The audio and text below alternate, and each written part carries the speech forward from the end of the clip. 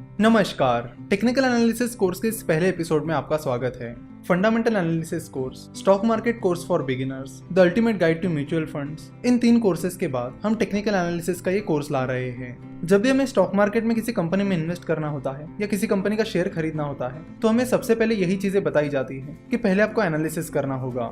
फिर हमारे दिमाग में अगला सवाल ये आता है कि एनालिसिस कैसे किया जाता है, कौन कौन से टाइप्स के एनालिसिस होते हैं और किन सिचुएशंस के लिए कौन सा एनालिसिस हमें करना चाहिए। तो आपको बता दूं कि बेसिकली 2 तरह के एनालिसिस होते हैं, टेक्निकल एनालिसिस और फंडामेंटल एनालिसिस।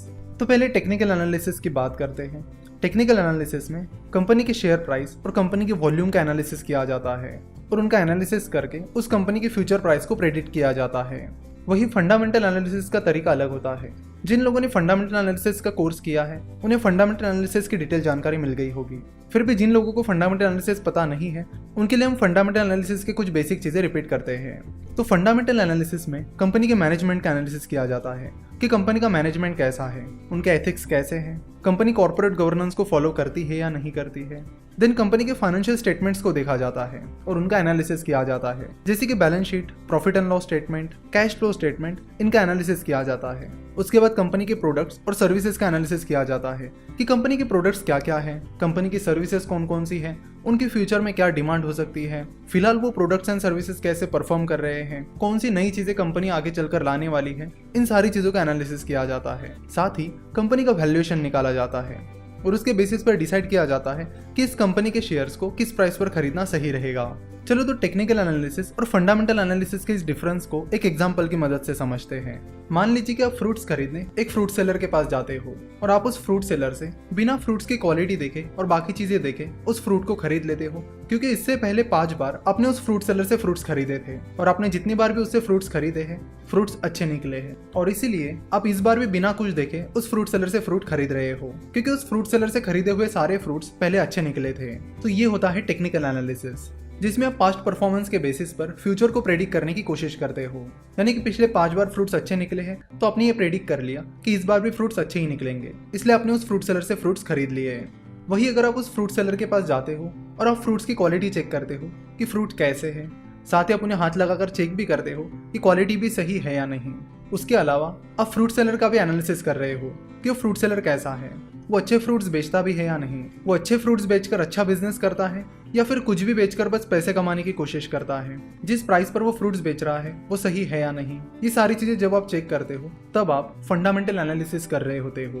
तो इन शॉर्ट टेक्निकल एनालिसिस में शेयर की प्राइस और वॉल्यूम का डिटेल एनालिसिस करके शेयर की फ्यूचर प्राइस को प्रेडिक्ट किया जाता है, यानी पास्ट परफॉर्मेंस का एनालिसिस करके शेयर की फ्यूचर प्राइस को प्रेडिक्ट किया जाता है। वही फंडामेंटल एनालिसिस में कंपनी के financial details, valuation, management analysis etcetera, इन सब का एनालिसिस करके डिसाइड किया जाता है कि कंपनी में इन्वेस्ट करना चाहिए या नहीं।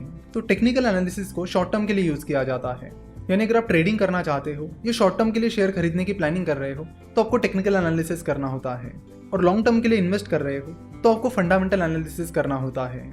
जाने माने इन्वेस्टर मिस्टर वॉरेन बफेट के मेंटर बेन ग्राहम कहते हैं कि stock market is like a voting machine in the short run and it is like a weighing machine in the long run.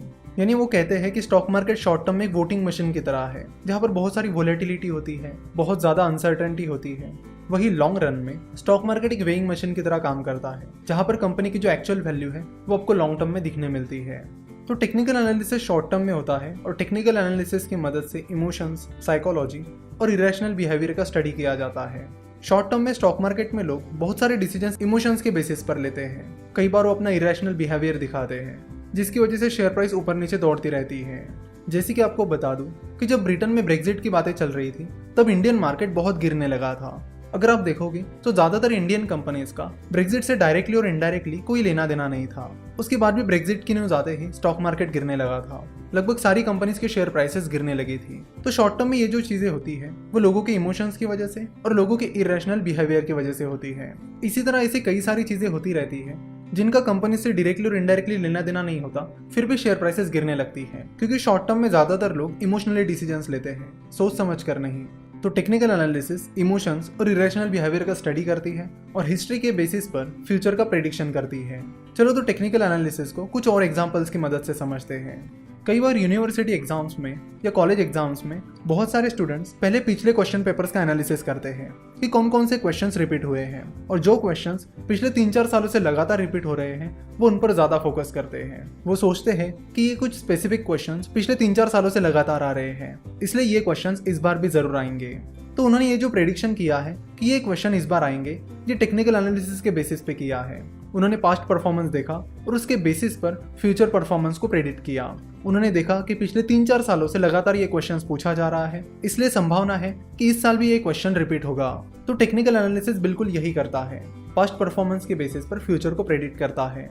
अब जरूरी नहीं है कि वो क्वेश्चन एग्जाम में आएगा ही आएगा, वो क्वेश्चन एग्जाम में आ भी सकता है और नहीं भी आ सकता है। तो इसी तरह टेक्निकल एनालिसिस की भी कोई गारंटी नहीं होती कि वो काम करेगा ही करेगा, वो बस एक प्रेडिक्शन देता है जो सही भी हो सकता है और गलत भी। चलो टेक्निकल एनालिसिस का और एक एग्जांपल लेते हैं। हम सभी का एक दोस्त ऐसा होता ही है जो बोलता है कि मैं 10 मिनट में आ रहा हूँ और फिर आधे घंटे बाद आ जाता है। तो शुरुआत में 1-2 बार जब आपका वो दोस्त आपसे कहता है कि मैं 10 मिनट में आ रहा हूँ और आधे घंटे बाद आता है, तो उसके बाद से अगर आपका वो दोस्त आपको नेक्स्ट टाइम बोलता है कि मैं 10 मिनट में आ रहा हूँ, तो आप पहले ही दिमाग में प्लान करके रखते हो कि आपका ये दोस्त आधे घंटे बाद आएगा और आप उसके अनुसार अपनी प्लानिंग करते हो।